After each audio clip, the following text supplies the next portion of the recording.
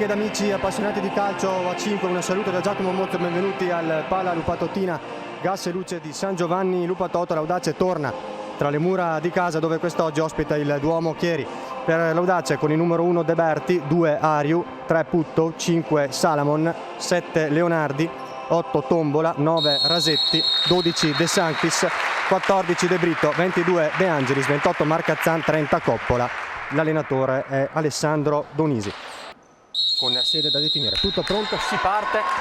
Primo pallone giocato dal Duomo Chieri, che attaccherà da destra a sinistra ai vostri teleschermi in casacca bianca con pantaloncini e calzettoni rossi. Dall'altra parte l'Audace invece, che oggi utilizza il completo nero. Dietro De Angelis, che tocca un po' pigramente per Putto, che viene anticipata da Biasiolo. Biasiolo che calcia con il destro e trova il gol di Biasiolo.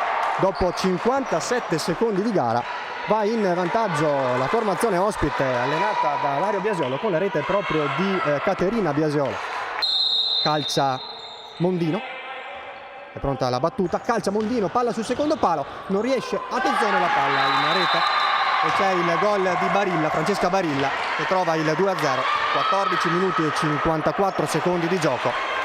Lascia ora il pallone, lo appoggia centralmente per Ken, attenzione, De Brito tu per tu con Pecoraro, De Brito, è il gol dell'Audace, 1-2, ha accorciato le distanze l'Audace con Caterine De Brito, per lei è il gol numero 4, azione di Donisi. Putto, gran palla per Coppola col destro, Rasetti, ed è il grandissimo gol dell'Audace, pareggio, azione straordinaria dell'Audace. Coppola, palla sul secondo palo per Rasetti, scavalcata Pecoraro, 3 minuti 9 secondi dal pressing alto, attenzione, De Brito che cerca di concludere in rete e ci sarà un calcio di rigore. C'è stato un fallo di mano da parte di Mondino, parte la rincorsa, Coppola, il gol dell'Audace, che completa quindi la rimonta. Audace 3, Chieri 2, completata la rimonta De Angelis, Rasetti e Tombola. Bellissima prima frazione di gioco, attenzione a Rasetti che serve Tombola e c'è l'immediato 4-2 dell'Audace.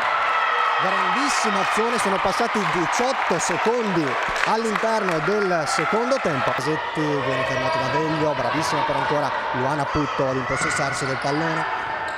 Rapida sterzata, Putto allarga a destra per Coppola, gran palla per De Brito, Rasetti trova il 5-2, grandissimo gol di Francesca Rasetti, che dopo averlo a lungo cercato trova il gol della personale doppietta, il 5-2. La sirena che suona in questo momento e sancisce la nuova vittoria dell'Audace, 5-2 ai danni del Duomo Chieri, un avvio in salita per la formazione di Donisi con le reti nei primi 5 minuti di gioco. A risentirci per i prossimi appuntamenti qui dal Pala Lupatottina Gas e Luce di San Giovanni Lupatotto. Un saluto da Giacomo Mozza.